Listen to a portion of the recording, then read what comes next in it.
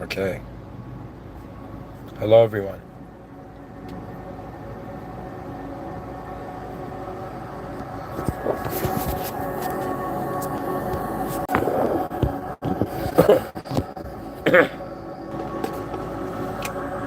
Bismillah ar-Rahman ar-Rahim. Alhamdulillah Rabbil Alamin. In the name of the most benevolent and the most merciful, all praise due to the Lord of the worlds.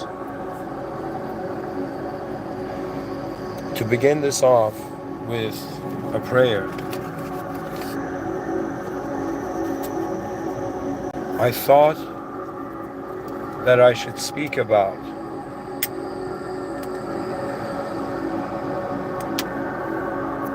the positioning of reality to the humble degree of an acknowledgement that there is a superior original power. In these lectures, recently as I've started to give them again, I am speaking as a singularian. I am Muslim. I consider that right now I am in a world, okay, as a being, as a soul, and this soul is in the presence of the original power of all that is. That means the created has noticed the creator. The idea of the creator, the idea of the one and only God, there is no God but God. La ilaha illallah. What is this implication of such a vast sentence?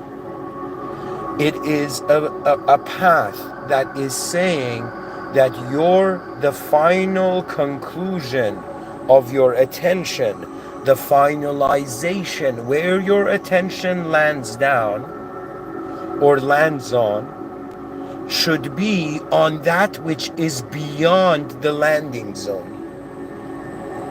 So what I'm saying, what I can say from the perspective that I find myself in, is that I am in the presence, as we all are, in the greatest singular original system administrator. That means for a moment consider that this is an existential system. There is an existential system administrator. There is a multiplicity of moderators, and then there are members. Now imagine, like, this is, I don't want to shape it like this, but just for sake of example, like a Discord server, there's members, moderators, and then a singular administrator. Singular. There's a point to that. Because all the other values arise from a singular position. The awareness to the multiple is a singular event.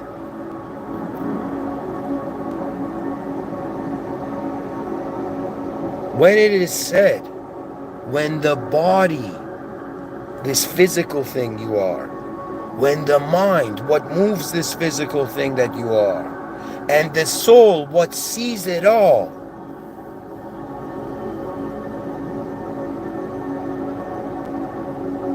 anytime you find yourself, if you want to find your soul, it's that moment where you're thinking what to choose between, when you're waiting to choose between your own ideas, guess what's watching that? But the soul ultimately is a secret of God, which means no human being inside a system can claim to be beyond a system. Now, this does not mean there are not specific special cases, because from an angle, it is the notion of the truth, the original cause of all the effects that are noticing it. That chooses. You see, the religion seems to be for those who have noticed, wait a minute, I lived a life that worshipped the self. I lived a life that worshipped others. I lived a life that worshipped the world, like the desires. I lived a life that worshipped forms of various kinds, even subjects and ideas. Attention has always been on this, but suddenly you find in this desolate wasteland of repetitive, it's like, you know what's more shocking than finding a hollow earth? Realizing you are in one. But its hollowness is not physical.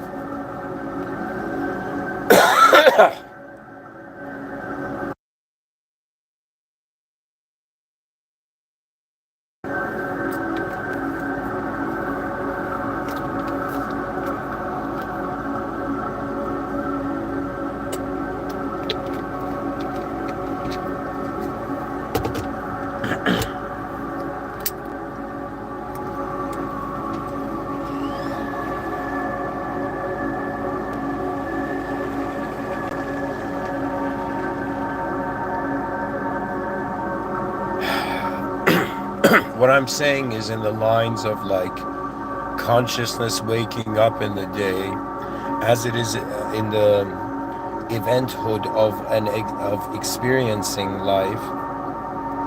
I consider that some situations have formulas as solutions, just like there's a special way to behave, and then suddenly you get like, you know, like a wild animal's trust or something. Imagine like a lion, like there's ways of behaving, you know, that change the behavior of the animal. We are in so what I want to say, take the attention of the viewers to, is pretty much like, I'll use myself as an example. As I'm waking up in the day, I'm like, okay, I have the body, there's that level. There is the level of the mind, all my considerations of the future that I automate towards. And then there's the soul. Now they say the body's purpose is survival. But when we wonder about what is the mind's purpose, it is service. But then the question comes, serving what? And when it goes to the idea of the absolute, it's as if the mind wants to serve the only truth.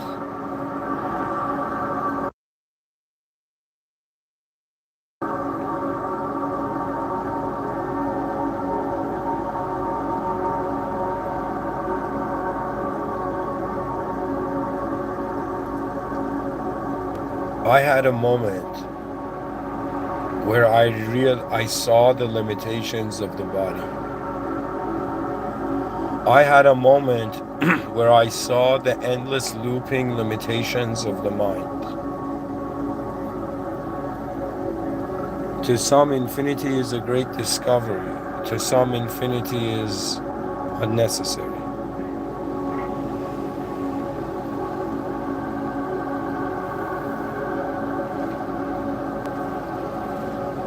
The calling of infinity and the calling of eternity are different.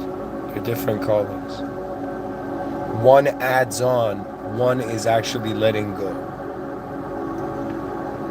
The body, strategy that needs to be found for its survival. Got that. The mind, the strategy that needs to be found for it.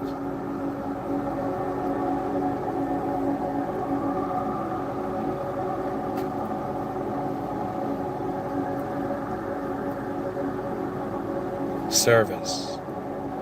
Serving what? That which is beyond the worldly. The whole argument is that your attention should be beyond form, as you are a form. And when your attention is beyond form, you're actually under the administration of a formless field. Human beings have two crossroads, really. One is you give in to the worldly, that takes you into a specific game, and there's always contrast in that game. The other is you first bring yourself towards the singular truth, and then you in some sense realize the cost of now is the future. So our decision now is our future in some sense.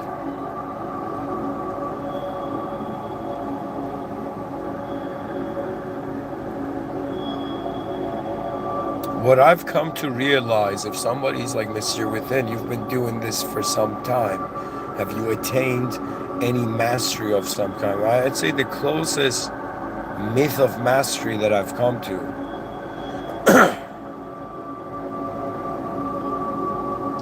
is an acquaintance with inner architecture.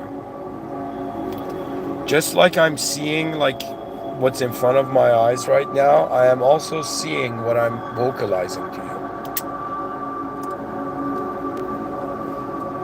I also have been, in some sense, stabilized in the experiential conviction. That means something happened that I realized that there is an original power here.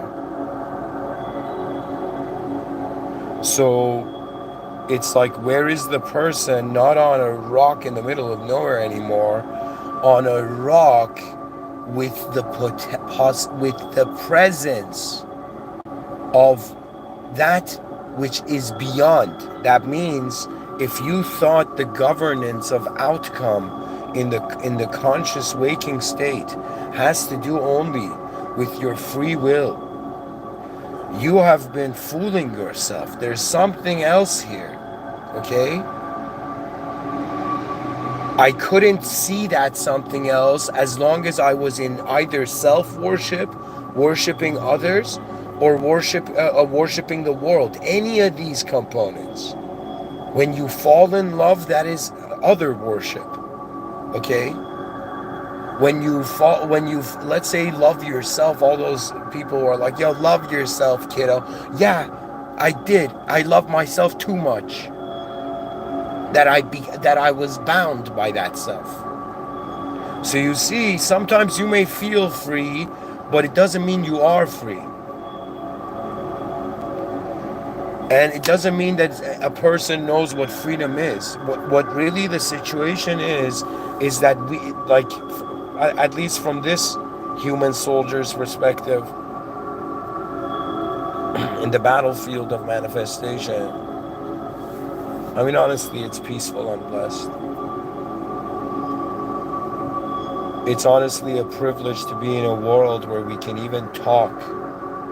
Do you know, back in the day, they were so savage that the moment they heard something they didn't like, oh my God, guys, I gotta answer this.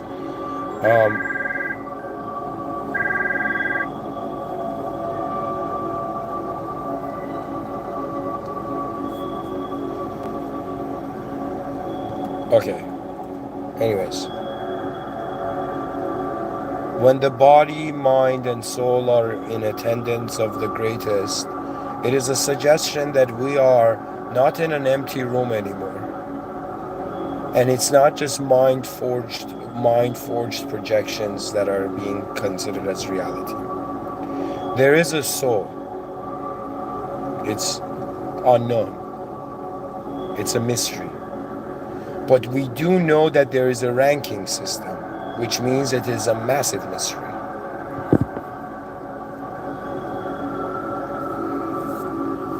If I was to say how I found my, like, honest, I can only speak from experience here. I pretty much came to a moment where I realized myself was not enough to go to the next level of my life. And so I found myself in some sort of weird vibe where I felt I wasn't in my own life, if I could say that. And then the experience I had was the problems of my life became so unsolvable based on the capability of who I was, that I reached a moment where I was like, truth, if you are here, I don't know. I threw in the towel. I was forced into a remarkable submission of myself, and to let it all go, all the plans and expectations and formulations of a successful self that I had created. I had to let go of my life's work of creating a self and be like, okay, if you're there, show me the proof. And the proof came, and I became a different being. So when I wake up in the morning, I am not in an empty world. This is the difference from who I was before the lecture, the gap between the lectures. What's changed is that I have been speaking this whole time, and we have been existing this whole time, behaving this whole time in the presence of that which is so great that royalty attempted to mimic it, but only the righteous could, the pious in some sense, only that which the divine willed could pull Excalibur out of the sword. That's a completely different game. That takes away ego manipulation. That casts humanity out of the manipulation of that which has not noticed the greatest, that has not acknowledged the greatest. You see, it's like someone trying to save the world, trying to advance the world, and then divine decree being like, buddy, who do you think is administering you before you try to save the world that you think is true?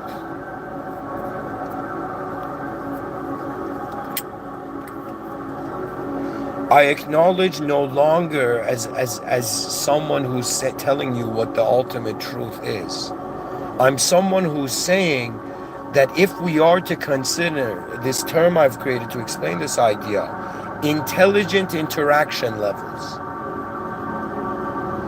So the intelligent interaction level of the body is to survive. The intelligent interaction level of the mind is to serve. What is service? Effort. What is effort? Creation.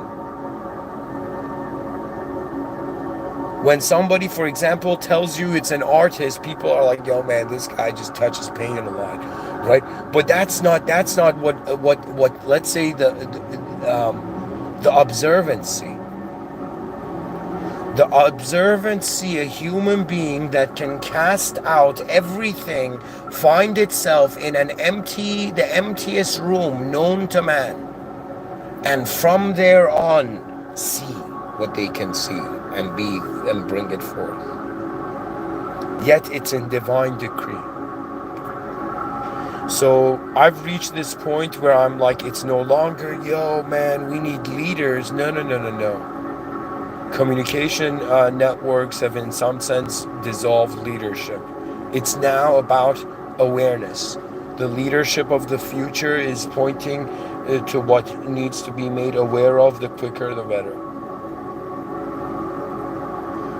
When the body, mind, and soul are in attendance, for a Muslim novelist, sci-fi writer, right, it's something in the lines of, when I bow and pray, the body is acknowledging the superiority of the greatest original force of the realm present.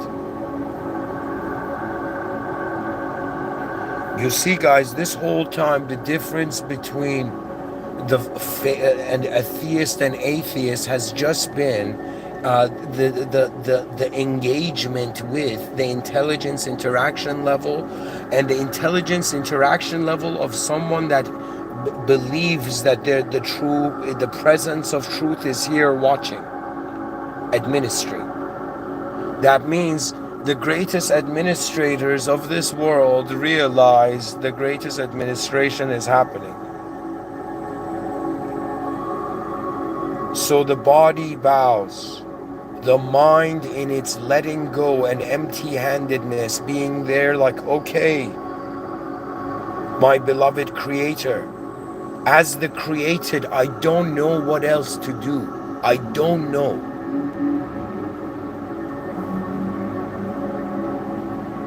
Show me the straight path. And you, from that moment, just be your simplest self. I will tell you, that's like connecting with the system administrator by acknowledging it. Imagine you are an owner of a business. You're sitting in your store, right? Imagine somebody comes in the store, asks all the customers questions about the store, and never acknowledges you. And every day this customer comes in. Even when you're at the cashier, the customer comes in, right? And you're like, hey man, I own the store. My name is Tony. What's up? You know, how you doing? Something like that, right? And then the person doesn't even acknowledge, doesn't see. It's as if it's not real. Right? The owner of the world is not real, and yet we're acting like we're owning worlds here. To serve greatness,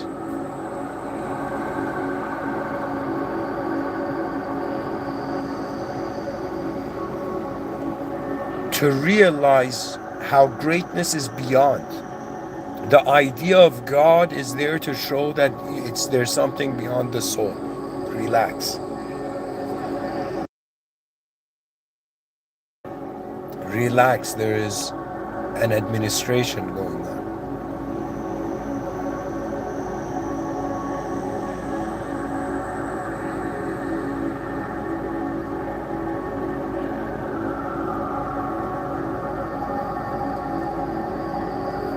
Why do you think one sentence brought me towards religion and that I couldn't ever imagine? Just this sentence, Alhamdulillah Rabbil Alameen. All praise, all kinds of praise due to the Lord of the worlds. That means you're walking in a realm where you notice the system administrators, administration everywhere. Now you can choose to go to moderators. That means if somebody comes up to me, it's like, Mr.Within, teach me truth. I'll be like, bro, you're asking me to teach you that which is beyond me. So the only way I can teach you is to tell you that don't ask for a teacher that is worldly. But there is reference points in human history where truth, there are portals in the realm of language that can align attention towards truth. But the reality of it is, the greatest is here. I'm giving this, like, imagine back in the day, imagine there's this kid who's a blacksmith, but he's such a genius blacksmith in designing swords, right? That the king was like, yo, bring this blacksmith to me. And this kid was so humble, imagine, I'm creating the story on the spot. And this kid, imagine, was so humble that he's like, I have to respect my father. So he brings his father and mother, right, both to the palace for them to get an experience of a lifetime. And they go there in the presence of the king, right? And then time comes where ceremonially this gifted blacksmith has to go there and speak in front of the king.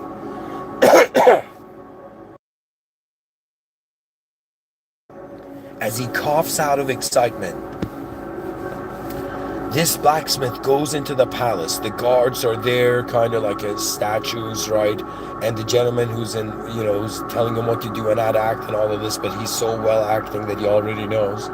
He goes in there, right? This talented blacksmith, and imagine that feeling of stepping inside and accessing a realm that nobody ever had access. Nobody had seen what inside the palace looks like, right? So this kid is being honored by his work, right, through the events of the world.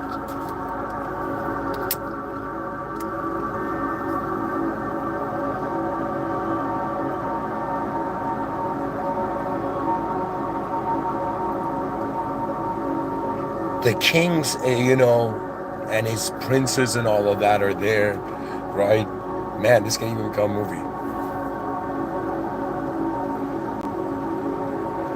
It's the blacksmith's turn.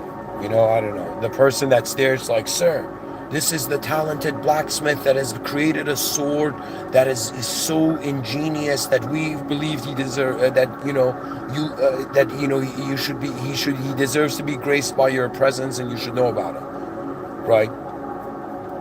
Imagine that guy was so talented that the guy who was introducing him couldn't even, like, you know, do any mischievous, like Peter Baelish like plans. So the king suddenly asks this guy to come forth, and this blacksmith, his parents are there, you know, and you know he requests chairs for his parents, you know, elderly parents, you know. So he goes up there and he says, you know, it is an honor to be in the presence of your honor, you know, something like that. And he doesn't make eye contact. His head is just constant bow. And the king looks at him and says, raise your head. And he raises his head, right? And the king says, who are you? What is your name? And all of that. And he says, I don't know, my name is Tony, right? Tonius, you know. The king says, Tonius. Antinodius or something, I don't know. The king says, T, tell me, why are your swords so special? And I just want to create for the viewers just this feeling and sensation of being in the presence of royalty, and how when you wake up, God is being in the presence of the greatest beyond all fathomable categories power. You see, it's the royalty of royalty, which is the divinity. That means whose kingdom are we truly in? The one and only God. It's singular. Relax, just acknowledge it throughout the day. It's living presence. It's might. Do you understand? You're waking up every day in the presence of a being that is beyond being. That is literally the greatest motivation. Enough motivational help, right? You want greatness? Well, the mind has found the concept of it. So when the mind and body and soul, that means what is the cost? The cost of the body is to eat food, survive. The cost of the mind is to, in some sense, accumulate information, realize what it can do with the information is not enough. Do you understand? When you reach the dead end of self-worship or any type of worship, right? External, in worldly worship, anything that's in the world, a form, then it's like your soul needs to bow. So when you let go, it's honestly as if like someone who has nothing in the presence of the greatest power, and you are bowing. Do you understand the intensity of such a thing? To acknowledge it, to have in some sense, believe it or not, a Lord. That means the system administrator is watching over the system. Now, connection to this is how we're dodging the bullets of a limitation here by saying that it is beyond form, and it's like fade to black, end of the picture. So what is the greatest way that the body, mind, and soul can be in attendance of that which is the greatest power, the resolution, the bringer of all resolutions?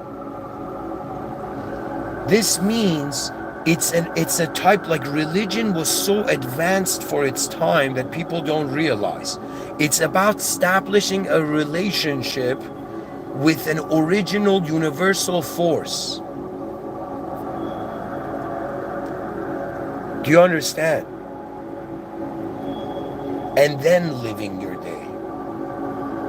That means I'm no longer just building an advanced civilization on planet Earth, a rock in the middle of nowhere. I'm a person who cares for the outcome of all of us, but also cares for that intelligence that moves all of us. To be honest, behind whatever personality you interpret, I have become such a simple man that how everything happens is, again, all praise due to the Lord of the worlds. That means they said don't meddle with powers you don't understand. No, no, no, no, no. The truth is only the power that you don't understand. That means your understanding of it is by its choice. That means the business owner can choose you to show you the back of the store. And it's not a fake relationship. That's the beautiful thing when you're trying to connect to truth.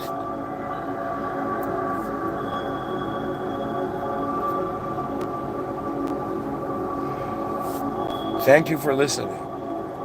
The attendance is really how your whole being is here, and the whole being is in the presence. It's being administered. It's like the artist is not the artwork, so the artwork should not act like it's the artist. It should acknowledge the artist. That means the artwork that thinks it drew itself, and the artwork that thinks it's all about being a unique artwork, they're not in the intelligent interaction level is not as advanced, I would say, as someone who's like, okay, what does it mean that the creator of all creation is watching creation? What does it mean that every moment of my being is a test? What is it a test of? What levels is there to this test? Is it a test of just physically, was I a healthy, safe being, like a gentle being? No, or was I just, a creative mind, graceful mind? Was that enough?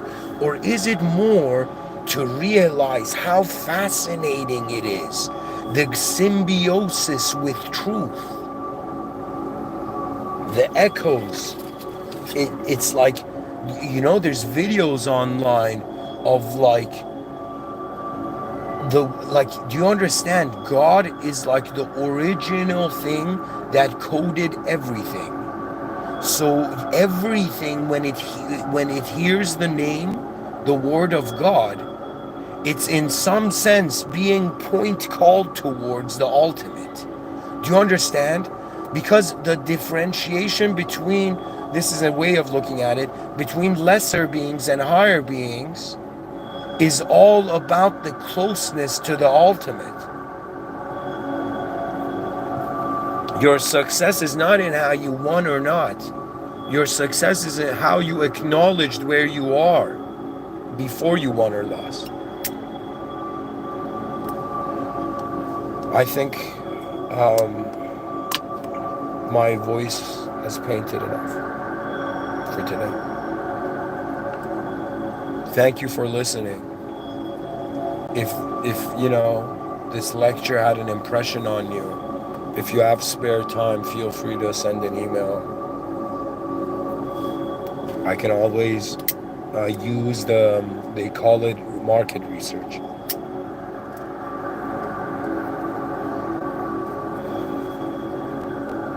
And if there's anybody in Toronto, give a shout out. But really, ultimately, it's all in the hand of, I've tried, it's failed. Because it's failed, the outcome needed something that the attempt did not include. So we let go. It's closed.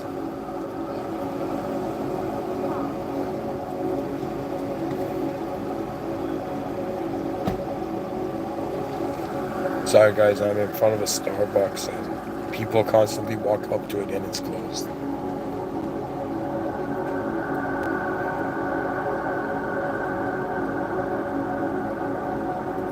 I have realized that we need to connect to the most advanced, and then intending the best is like the most advanced.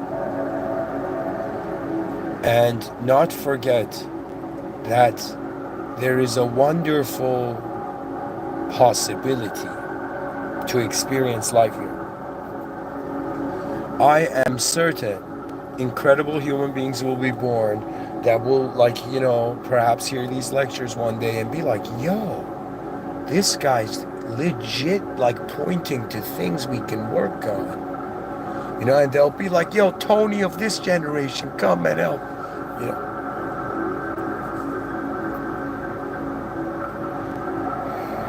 If somebody said, hey, Mr. Within, how do you have your body, mind, and soul in attendance of the greatest? I would say I acknowledge the greatest. I acknowledge that I am no longer superior. I acknowledge that I am, like, I've been worshiping myself for a lifetime, and there's way more to life than myself.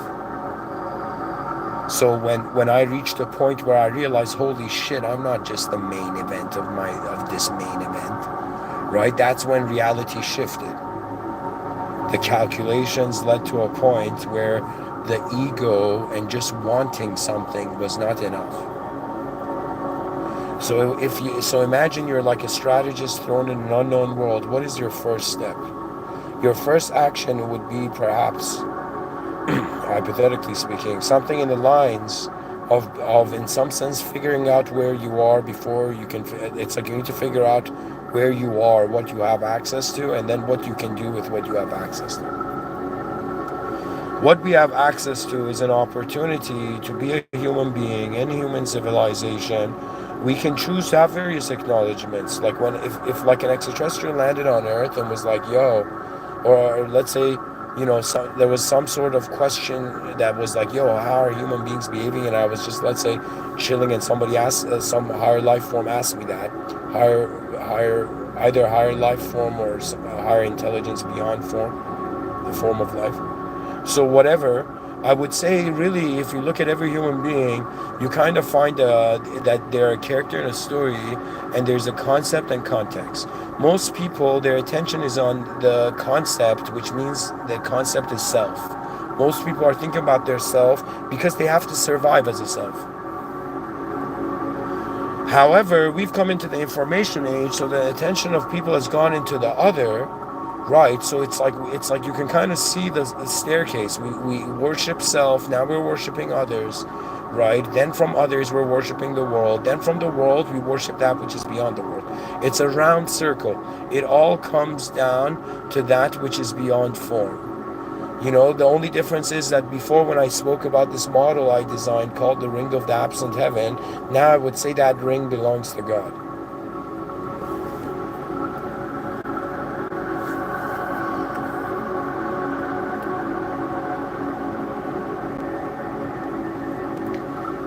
Alhamdulillah Rabbil Alameen. All praise due to the Lord of the worlds. I am just speaking here. I'm 1 out of 8 billion human beings.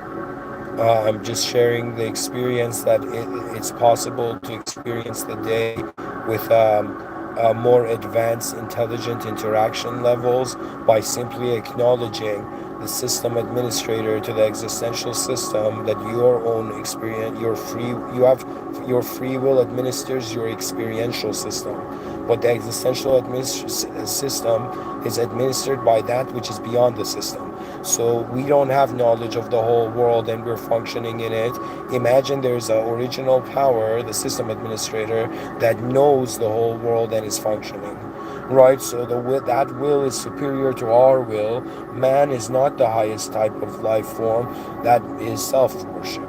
Right, others are not the highest type of life form because that's worshiping others. Yet what we find is that every form is becoming a terminal for the soul, like a beam of light in a hall of mirrors, reflecting back into the original.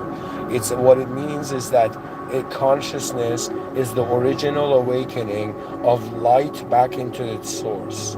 So what it means is that the whole of manifestation appearing as an expression to mankind is actually a reversion to that which is beyond form. So what it is that right now in 2024,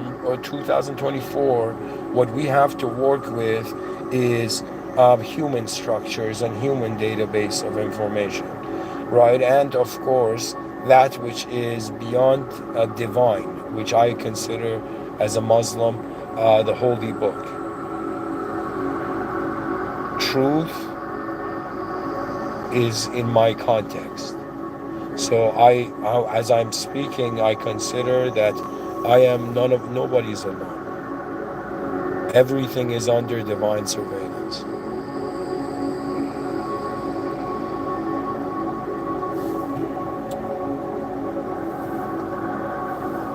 And it's a because you realize your whole life has been moderation. Like you've been trying to moderate something that has a administration system. So faith is the noticing of this. The great administrator beyond the room is in the room.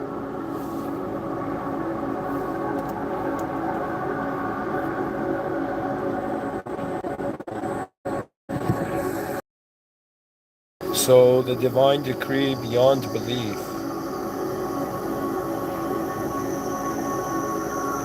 is just making us aware that if you've interacted, let's say, you've lived as yourself, you've interacted with, let's say, animals, you've interacted with people, let's say you've interacted with robots, computers and tech and all of that, right? You've interacted with your own mind. You're going to realize the greatest interaction is actually beyond form. So when you reach that conclusion, you realize that to acknowledge the position of the original intelligence beyond form is this.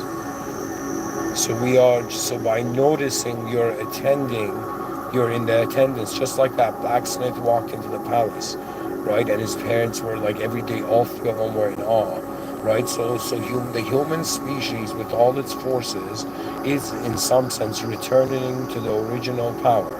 It is more a matter of what are we being divinely surveillanced for, right? And that seems to be a fascinating purpose for consciousness.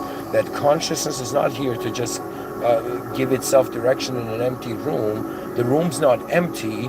The creator of the room is here. So we are working not with just, let's say, if there were a team of advanced people building an advanced civilization, they're not just alone. They're working with the ultimate. The ultimate decree is there. Instantly, the way the doors can close, instantly the doors can open. That is the power of the system administrator. So the realism of acknowledging we're a member, okay? Simplify things. I'm not some super fantastic soul with endless powers in this world. Like, there's no need for that framework.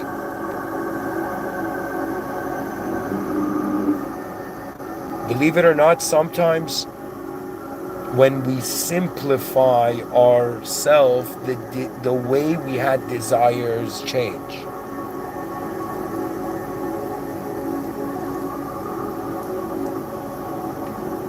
Truth is here. The artwork as it is being drawn is noticing, not just the handwriting, the divine decree, is noticing and acknowledging daily, momentarily,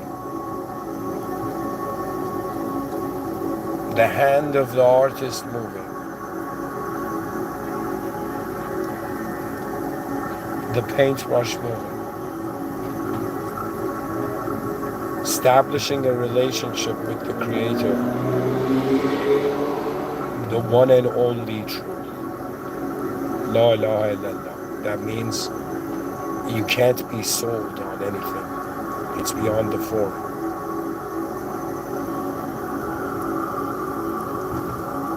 I find that by acknowledging the original power, what happens to life changes. That feeling of the fear of outcome, that burden is given to the faith. There is a faith. What replaces that is a faith in the system administrator. And it's like you're living in a world that's smiling before you even do. Thank you.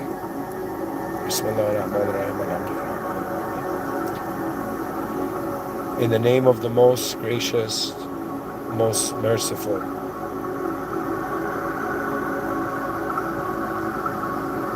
all praise due to the Lord of the worlds. Thank you.